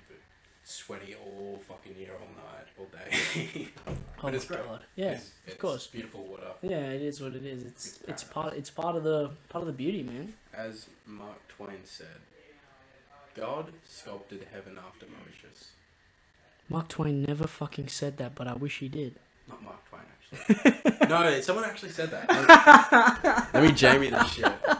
Yeah, Jamie, pull that shit up. Also, you can say literally anything. These people don't know who Mark Twain is. They've got no idea. I pretend to know who he is. That's the difference. But I was going to say as well, when your mum came here, Yep. that would have been a fucking huge thing because what would you say, 1997 it was? Man, the world was not ready for... It was Mark Twain. Oh my Dude, God. verify that shit. Yeah, hold on, pull that shit It's up. that top one. God created Mauritius first and then made a copy which he called heaven. Mark Twain actually said that. Mm, No way. that You can punch me in the face after this. That's fucked shit, up. like, Mauritius That's is crazy. fucked. That's really cool, actually. Pierce Wow. Brosnan lives there as a permanent resident now. You mean 007 lives in 007. fucking Mauritius? That's the vibe because it's like $150,000 places for a night kind of thing. Like it's very luxurious. Amen. Amen. So when we step out, we gonna be stepping. out. We're gonna be walking with a strut. Dude, that's actually really cool that you have this incredibly close tie, I guess you could say, to a place like that. And how do you think that has rubbed off on you as a person, being from a place like that, and now having seen and spent as much time as you have there, coming back here? How much of that would you say has changed the way you move through the world? I think we kind of spoke about this Yeah. last time, but like, It just to it didn't like till I went there in 2018. Yeah, whenever I got the tattoo and got Spanish. yeah, whatever it was. But Maybe- up until that point, I had no Mauritian identity. Yeah, of course. I knew of it. I'd been a couple of times. I'd hung out with the family, but I never felt a part of the family Right. Okay. or like any real connection to the land. But Yeah. after going there as an adult, getting drunk with the people and going like walking around the streets all night and having New Year's there and like experiencing that and really being accepted, like that changed just like that. It kicked off a dream. Like I've always said, like it was a drunken promise I made in Mauritius way back then that I still hold on to this day, and I will make this come true in my lifetime. I want to go back there and start off like a rugby program, Wow. like really just like be the godfather of Mauritian rugby. that's on my I like to-do that. list. And I see that. I see that for you, man. That's really all cool. I need is a few $1 million, man. If anyone can help me out. Yeah, we'll pull some investors. We'll sort it out. But so that's really interesting that you said that you see yourself in Mauritius at some point in your life. Isn't it crazy that if you didn't go there, that wouldn't be true? Do you think that's true? Me saying that? I find it so ironic because when I got sent, I remember it's embarrassing now, but I had Growing pains, dog. such a fucking like massive hissy fit about being like banished to Mauritius. Like I said things you just can't say. I love how you describe it as being banished. Yeah. Well, it is what it is. That's literally what it fucking was. Yeah, okay. My parents, like, long story short, it wasn't actually just the tattoo. I don't really think I've told too many people about this, but they made me do a drug test as well. I did not know this. So that's Wow. the same day that We can blank this out if you don't want to put it on there. I'm fine with it. All right, let's go. Let's go. That same day that I showed them my tattoo, yeah, they came in with like a vial. Wow. And were like, Piss in this, you motherfucker. Piss in this. It's because they thought that I was on there. Oh, yeah, okay. So that was like just a Interesting. really fucked up situation because it was like, no, I'm not. Believe me, but like just having no shred of like anything to stand on. Credibility Like, at that no point, credibility. yeah. That's it. So I just I put my heels in and like I threw a tantrum like, why don't you believe me? And Yeah. like the whole thing, and yeah, I'd say that's about when I lost full faith in my parents. Like, That's pretty solid. I mean, hitting you with it. Where do you even get a drug test? Where the fuck do you even my get dad's those? doctor. Oh my god, that's true. Yeah, it's got that very shit on quick tap. and easy for Damn. yeah. Damn.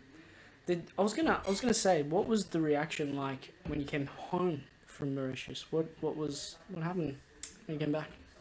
It was very much. See, it's hard to talk about like so close together because it was that 3 months like away where Yeah. it was like there's 3 months of missing them and then coming back.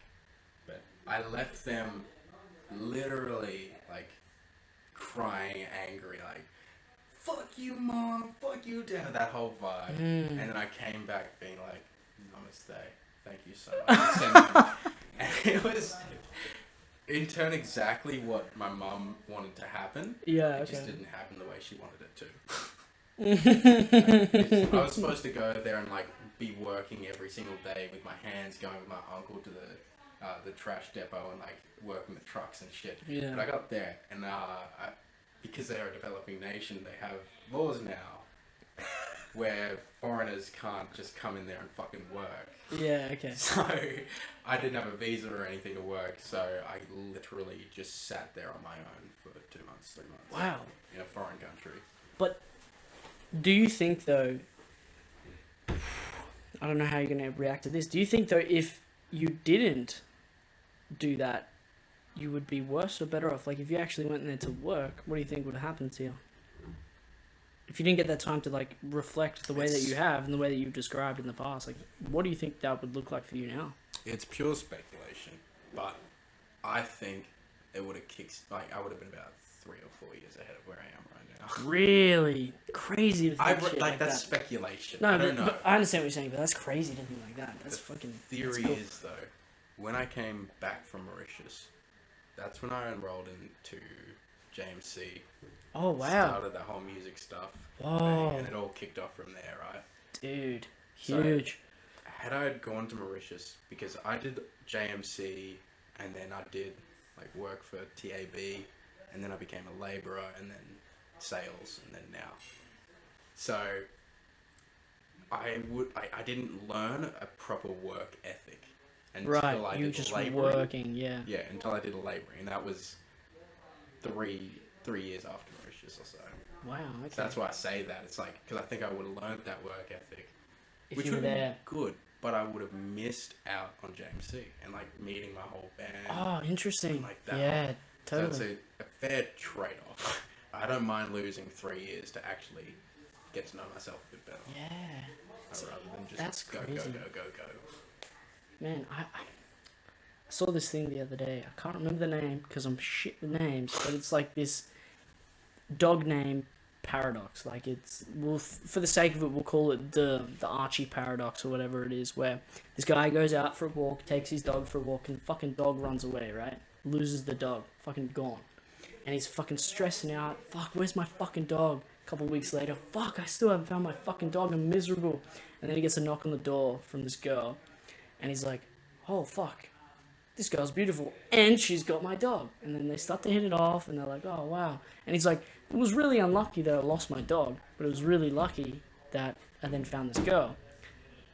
That's fucking crazy. That was one of those moments for you where, like, you went to Mauritius and came back and did that JMC shit. If you didn't, you were so unlucky that you had to go there, but then you came back super lucky because you had this experience, and then you were unlucky in the fact that you didn't have that work ethic sooner, but if you didn't, then you wouldn't have had that JMC thing. That's fucking... I think about shit like that all the time. Yeah, a crazy paradox. It's bullshit. It's fucking... It fucks with my head so much. It's like... Well, I met this girl the other day, and she's fucking ruined my life. But if I didn't, then I wouldn't be feeling the way that I have the last couple of weeks, and then I wouldn't have been in the opportunity, in the headspace to say yes to things that I wouldn't usually have said yes to, which had then led to other opportunities and other, like, avenues for me to then explore as a person. And I was thinking about it, I was like, if she had just not replied to my message, then this would never have happened. Like, I would have been super unlucky, but I was lucky, and now I'm unlucky in a sense because I've missed other opportunities, but I'm lucky because it's the paradox, man. Like, you're constantly lucky and unlucky all the time. That's kind of what I'm trying to say, if that makes sense. Do you want to delve into that particularly, or like you want to just save that for? What do you mean? Off air? With the lucky thing? Well, that specific thing that you just used, because I don't actually know what you're talking about. I think. No, I don't know. Oh my, dude! When's the last time we did the last episode? It was like 2 weeks ago. It wasn't last weekend, yeah. Can I just say that I have had the fucking most ridiculous 2 weeks of my life. I have had such personal growth in these last 2 weeks of my life. Too much. I've had enough. Personal growth is another word for pain. Straight up. Can we just have a break? Can I just fucking cop a second to just live? Can it just exist for a bit? That'd be nice. No, okay, so I this is the thing too, because I was talking to one of my mates, who I will not name, because he brought this to my attention. He said, people might not actually like you talking about them on a show or a podcast. And I thought, that's true, but this is my thing. Like, those experiences are also equally mine, but I think maybe omitting names is fair enough. Like, whatever. I agree. But, nah, man, like, I'll go into it a little bit. I don't want to obviously share too much because I think I'm in trouble here. And I'll explain what I mean by in trouble. So, I met, like, obviously, last couple of weekends, I met that girl while we were out or whatever, and that went really well. That, like, fucked me up in the sense that I grew up a little bit, and the way I interact with that aspect of my life has sort of changed. So, I had this idea about, you know, being intimate with people. Like, I had to have these steps that I had to go through before I could really go the distance. And then I realized that I was kind of adopting someone else's view of that, and I kind of figured out that I wasn't really being true to who I was and what I wanted to do. So I kind of had to have this experience, and I'm glad I did, because she kind of gave me the confidence to feel confident in myself to change the way I viewed sexual stuff, if that makes sense. So, like, I have this thing where I can't do that sort of stuff with anybody unless I know what they're about and I know who they are, because that's pretty important to me. And that's still very true to who I am at the moment, but I realized that maybe I should dial that back a little bit if I want to meet new people, and, you know. You need to be more vulnerable Yeah, sexually? yeah, exactly that. Like, be a bit more vulnerable sexually, because that's not really gonna get me very far, if that makes sense, because a lot of people aren't the way that I am. So, not that there's anything wrong with that, but I don't know, I just thought I'll try it. I'll try the other end of the spectrum. I'll be a little bit more forthcoming, and I'll push myself a little bit outside of my comfort zone, because I've been in there for so long, right? Like, I had my idea of how I wanted to do those sort of things and how I wanted to do it, and the time it would take. You know, I had that, like, sort of thing. So, Not to, like, fuck you up, but, bro, you want to get into, like, gangbangs and shit? Like, I don't think I could handle it. I honestly don't think I could. I could, but I want to try it. Well, this is it's been on my to-do list. this is the thing. I've thought about even just a regular threesome. I don't think I could handle it emotionally as a person at this current state. That's what I've been thinking about. A gangbang. There's so much sex happening that it's just like, may as well. Like, you can't be intimidated because everyone's just out. Everyone's just clapping them. Dude, you know what? I think you've just solved my fucking problem. Hey, what are you doing next weekend, dog? Let's sort that out. Yeah, send us an email. Yeah, we've got an interest email. Send us a headshot and a no. Yeah, literally. No, I was thinking about that too. And it kind of all comes back to seeing that girl that I told you about that I was going to see. She made me feel comfortable to leave that version of myself for a second. And I got to experience that guy that lives vicariously and has sex on the first date, or whatever you want to call him. She made me feel comfortable to leave what I had known for so long to try something else. And I found out that, okay, I don't like all of this, but I like some of it. And I'm going to try that for a little bit, if that makes sense. You know what I mean? Like, Yeah. I didn't feel comfortable putting myself all the way out there. But then when she did that, it kind of then also, like, invigorated me a little bit. To, almost, to, like, not had to, but just, like, But I felt inclined to do it, and I felt comfortable in the space, and that was something that I was like, wow, you make me feel really nice. Like, she made me feel really comfortable and nice the entire time, and I was like, this is, I think this is progression in a direction I never thought I would be going in, but I'm glad I am. And after leaving that situation and then just sitting with my thoughts for a couple of days, I was like, okay, no, I still, like, want to get to know someone before I engage in anything like that, but the cutoff is a little bit, it's not as strict as it used to be, you know what I mean? Because I've sort of started to that idea of the one night or first night hookup. Yeah, sort of, like, because that was the first time I'd ever done anything like that in my entire life, so that was a huge thing for me. And then I was thinking about it, and I was like, no, actually, I'm gonna try this again, because maybe this is, like, I don't know, like, I didn't feel that awful. I didn't feel as bad as I thought that I was gonna feel. So my idea of that sort of stuff kind of changed, and it was because of her, right? She did that, and I was so fucking grateful. And I was like, fuck yeah, let's do this. And then a situation arises where there's another girl, and sort of the same sort of thing. And I found myself realizing that, okay, I have made a lot of strides in the last couple of weeks as a human, and how I'm going to move through this space in this area of my life. And it was completely different from where I had started before, you know what I mean? Like, I had no idea that I could reach the point where I am with that sort of stuff until that person kind of put me on that path, if that makes sense. And I've been trying to, like, figure that out moving forward in the next couple of, like, in the last couple of weeks. I've been trying to figure that out for myself. And it's been a really weird process, because I was so set in my ways for so long when it came to that sort of stuff. And shit just got turned upside down, basically, because I was like, wow, okay, like, I don't feel nearly as guilty or as awful as I usually feel. or as I thought I would feel. Sorry, I should say. And then it got me thinking. It's like, why the fuck did I feel like that? Why was I guilt tripping myself for things that I was never even doing? And then when I did them, why did it feel good? Like, why did I like that? And it was like, whoa, what the fuck is going on with my identity right now? Like, what the fuck is happening? And then once that sort of calmed down, I was like, oh, I think I'm maturing in this aspect of my life. I think I'm moving to a point where I'm a little bit more open for things, because sex and stuff like that's a bit taboo for most people, I would say. And I was a pretty vanilla dude. I still am a pretty vanilla guy. I mean, I didn't even have one night stands, dude. Like, I never even used to do that. It's not who I was at all. And until it happened, and I was like, oh, this isn't actually that awful at all. Like, because I realized, I was like, I shared a pretty intimate connection with that person for that time, and now it's gone.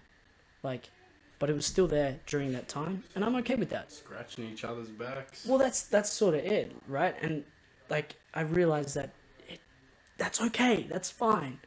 But I don't know what the fuck. You're not looking for that actively. No. It sounds like it. No. It doesn't sound like that's like started this bloodhound fucking. No. Yes, come on. No. That's not at all what's happened. And then, like, even though the week after that, then I met this other girl or whatever, and it kind of went that way. I realized that when I was in that moment, like, where I was like, fuck it, I'm just gonna bloodhound this. I'm just gonna fucking go for it. And then I did it for the second time, and I was like, no. Because then I was like, oh, this is like a nice person that I'm with right now. And I could, because I had trouble like pulling myself away from the situation and trying, like, getting too involved. And I was like, oh man, like, this is the one night stand. I need to understand that that's what this is. And I found, like, the first time it happened, I found it a bit hard to do that. But I'm glad I pulled away and, you know, whatever. But the second time it's happened, I'm fucked. Like, I'm in so much trouble because I like this person. I'm like, oh God. Like, and it's like an lucky sort of situation, because I was lucky that it happened the first time because I found this new version of myself that's okay with stuff like that. And then unlucky in the sense that, oh, I just bit off more than I can chew and I send myself off the deep end here. That's true. You reckon? You don't think so? No. I think you bit off as much as you needed to. Oh, don't say that. I'm gonna fucking think about that forever. As much as I needed to. Like, Man. you can't, like, especially with like sex stuff like that, you can't have a fucking to-do list. Like, you can't be like, oh, I need to try this. Like, It's just really gonna happen. something that just happens. Yeah. Whether it's a one-night stand or it's a fucking long-term relationship, that's got to start from somewhere. And you got to find that flair. And I remember Joe Rogan saying this. It's like, I didn't think about this, but guys, like, genuinely need to have sex with, like, a partner to know if they actually are interested in them. Interesting. Like, that's a genetic fact. Like, if you have sex with someone and you don't enjoy it, even if you love them as a person, like, it's just not going to work. I think I would agree with that. Yeah. You need to test those boundaries, and the more comfortable you are with testing those boundaries, I think the better off you're going to be in finding that person. Wow, huge. You've just blown my mind. But it makes sense, right? Wow, okay. So I completely agree with what you just said. Like, the better you are at testing those boundaries, fuck, dude, that's so true. You're going to find that perfect tennis partner. Oh my god. No, it's true though. Like, and that's the thing. Like, it kind of comes back to what we were talking about last time with love and shit like that. I'm trying to figure out how to navigate this space now after having gone through what I've gone through, and finding my footing again, if that makes sense, and like how I'm moving through that space and how it's gonna look for me. It's weird, and it's not something that I thought I'd have to deal with as a human. Like, I just thought I would know how to do this by now, but what makes, like, no, it's serious. This is like an open question to everyone. What makes everyone think they're the exception to the rule? This is because I've been there so many fucking times. You're not special, it's like, bro. You think you're like fucking Peter Parker, and it's like, no, this is gonna be a fucking cakewalk. And then, no, it's actually challenging. Yeah, it's really awful. What the Even fuck? though everyone gave me all these warnings and prior fucking... What is that actually, though? Like, because I feel that sometimes too. I'm like, oh, wow. Surely. Oh, it has to be, bro. It has to be. Sure. We're not special. The exception to... I love that you said that. That's what makes you think you're the exception to the rule. I get that. Probably Spider-Man comics. I'll be quite honest with you, because you can see yourself in a situation like that, and you go, "That's me." Nah, man, that's everyone. Like, what are you talking about? Saying that's me. That's the funniest part about it. Man, well, I don't know if anything that I just told you is anything, but it's a conversation, baby. Hey, that's what it is, mate. Yeah, go for it. Give me one too. But I was gonna say, like, when it comes to that element of my life, when it comes to love and figuring out all of the shit, I'm beyond the point of thinking about it too much now. I'm just, what I feel is what I feel, and I'm letting myself feel it. Like, if I want to kiss her on the lips, I'm gonna kiss her on the lips. I don't care. Obviously with consent. Yes, obviously, no, huge one. Have to do it with consent. Fuck me. Oh my god. Consent is key. Consent is massive, but like, if I find myself in that moment where we're both consenting and we're like, all right, fuck it, we're just kissing on the lips, we're doing that. I'm just gonna do that from now on. I'm just gonna go for it. I'm gonna do it, because the alternative of that, waiting, figuring out, and then making the jump, it's not really got me that much further than this. Or, you know what I mean? Like, that's teenage stuff. I feel like that what, whole the waiting and sort of like, I don't know, playing the game. Playing the game. Like, I feel like if we could just be like, I have an interest in you. Do you want to fuck to see if this works or not? Like, if that was an communication is key, man. If that was an option, like, you could genuinely have a conversation with someone and be like, hey, I've been noticing, you got them really fine curves. I'm not sure if you're too into me, but you want to fuck and just, like, see if this works Sauce or not? it out, see if this goes somewhere. Imagine that. Dude, funny you say that. This last girl I've been talking to kind of started out like that. Damn. The communication out the bat, like, hey, I got this, and this. You game? And I was like, I was floored. I was like, yeah, actually, all right, okay. I got this, and this. You still game? Yeah, okay. Sweet. And it's been like that for a lot. And that's why I'm in so much trouble, because the communication is really good. And now I feel like I'm in love with this person. And I'm like, oh my fucking God, what's happening? Nah, that's when I think you need to get like a rubber band and just keep flicking yourself at some times, you know, just don't go in too deep too quick. Like, well, that's the thing. It's not, obviously not, it's not love, but it's infatuation for the person, I would say. You don't know. Well, that's, Who the you fuck don't knows fucking what love know. is? You don't know at all. But what I do know, and what I will say, she makes me feel pretty good. She makes me feel pretty nice. That, to me, that's all you can ask for. Well, that's it. You can't do more than that. No. What more can you do than that? And I think... You cook me a... No. You make me a fucking lasagna. That's what I want. Dude, cheers. Thanks for listening to my rambling for a little bit. Shalom. Shalom. Shabbat shalom. Every time. But, yeah, I was going to say, like, even if what I was talking about for the last couple of minutes was nothing, but it feels nice to talk about it, because when you think about shit like this by yourself for a long time, it eats at you, and in the places you don't want it to. So I appreciate you for letting me offload a little bit and talk about it. We have a podcast, man. That's what this shit is about, you motherfuckers. That's what this is about. It's not for you. It's not for you. It's for me. It's for me. Exactly.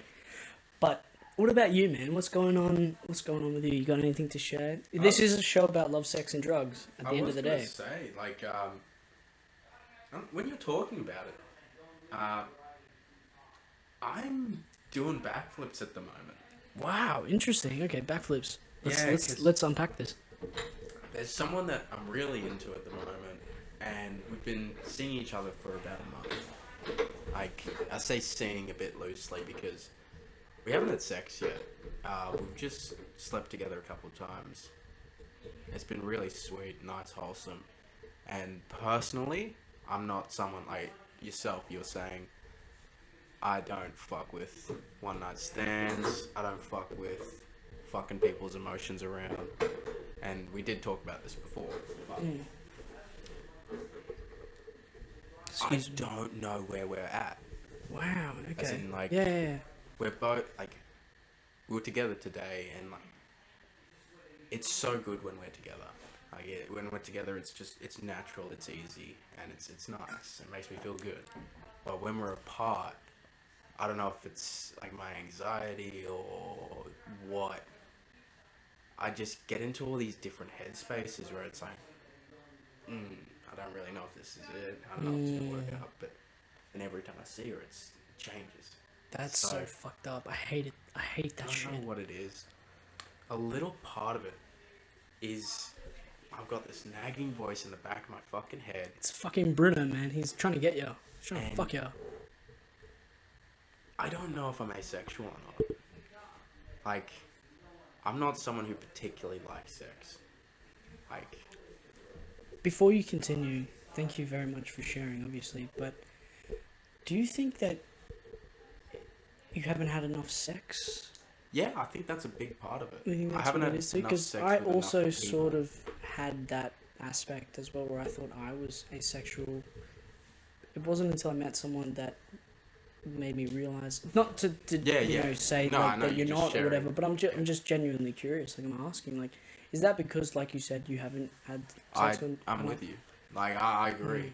And the only thing I can do is be more vulnerable in those sexual positions. But it's hard though. It's a bit hard though. So much easier said than done. Absolutely. When I see people, these dudes that are just slaying puss, for lack of a better term, I'm like, man, must be nice. It doesn't make me. I wouldn't say jealous isn't the No, right no, word. not jealous that they're getting pussy. Jealous that they can just go and do shit like that. That's Jealous- crazy to me. This is it. That you can just get naked for someone else. Crazy, bro. That's crazy to me. I'm gonna strip I don't this even like getting down naked by myself. to What bare the fuck? minimums. Dude, I cannot hold an erection for like an extended period of time. Like, because I will get in my own head. Yeah, it's a constant fucking fight against my own head every And single that time. puts me, or it intimidates me from having sex. Because It's awful. I don't want to, I don't want to make the person think I'm not aroused by them. And that's totally not the case because, like, fuck, she's sexy. And I Sexy as fuck most of the time. would love to. But it's just like, I don't know if I can please you the way you want me to Dude, please you. that's huge. That's fucking huge. I'm so glad we're going through this right now, because that is something that I've struggled with my entire fucking life. Even being in relationships with women for long periods of time. It's always, every time I've had sex, it's always that fucking, oh, you're not going to be able to do this. Like, if she hits it like she usually does, you're not going to last for more than a minute. Like, you fucking piece of shit. Like, you can't do this. And it's constant all the time. Even, like, for the first, like, I've never met this person before, and I'm like, oh, you eat my head. This is my head now. It's like, oh, you motherfucker, you're gonna bust in 2 seconds, you fucking pussy. You can't do this. What the fuck are you doing? This beautiful girl, you're gonna disappoint her, you idiot. And it's this fucking constant shit. That Bruno, man. It's that fucking Bruno, man. That bastard. Just constantly in the back of your mind. And you know what? You know what I started doing? I just said, yeah, I'm gonna bust so hard. I'm gonna bust as hard as I can. I'm gonna fucking break the record, man. I'm gonna fucking... Under 30. I'm gonna nut as hard as I can. And you know what I did? Like, you know what I did the last time I had sex? I did this thing where I was like, yeah, I'm gonna bust. Man, I'm gonna bust really hard. I'm gonna do it when I do it. So wait, you were saying this in your head Internally. to yourself? Yeah, internally to myself. I was like, I'm gonna fucking come really hard. Like, I'm gonna do this. I'm really gonna do this for myself. And I found that when I was doing it, I was like, oh, wait, before I want to do it, I want to do it like this. Or I want to do this first, and then I want to do that. And then I found myself, like, putting these fucking roadblocks in my own way. And I was like, oh, whoa, what the fuck? Like, this is crazy. It's kind of like you're dangling the carrot in front of yourself. Yeah, literally. And then I was like, oh, fuck. And then I had this moment of, like, I can come whenever I want. I'm in control here. Literally just, I was like, oh, I'm not doing this until I'm ready. And then it just happened. Never usually happens like that. Never worked for me in my entire life until that time it did. And it got me thinking, and I was like, how much of this shit is it just me constantly saying to myself that I can't do this? Like, how much of that is it? That's another great question around Because- sex, though. Because this is the thing. Are you sexually impotent, or are you just telling yourself that you are? No, it's definitely more telling. That's the thing. Because my dick works. that's the thing. It works when I'm alone. So, like, what's going on? That's a huge barrier to break through, and it's a massive struggle for a lot I of think men. that's something a lot of people would struggle with as well. Oh, I don't think we're almost alone in almost this. all men struggle with this, dude. That You fucking- reckon? yeah, absolutely, absolutely, all men I struggle thought it with would this. be like more of a niche, but like I don't know. No. It's not a niche. A lot of men struggle with this fucking idea of having to perform and not knowing how to. Think about it like this, man. What's your experience with how to have sex? It's porn, right? Like, that's what you saw. Oh, sure shit, my parents didn't teach me. Well, that's the fucking... That's my the parents hard- didn't help me. That's the fucking... And when you look at that shit, you're like, oh, mine's not like that. Oh, I can't last that long. How did he do that? That then has this fucking effect on you when you're growing up as a person. You're like, Holy oh, shit. wow, I can't do any of these things. And then it wasn't until I had sex with a real girl where I was like, oh, this doesn't really matter. But I'll say this. You realize, oh, it doesn't really matter. But the damage is already done. You're fucked. Like, Yeah.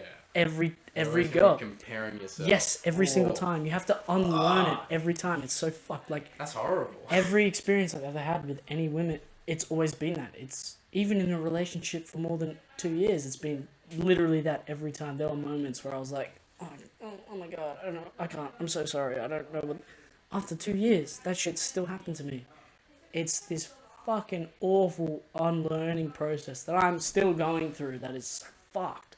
And you can't let it, like, and this is, it comes back to what you were saying before, like, if you can just talk to women about, like, hey, I don't think I'm going to be...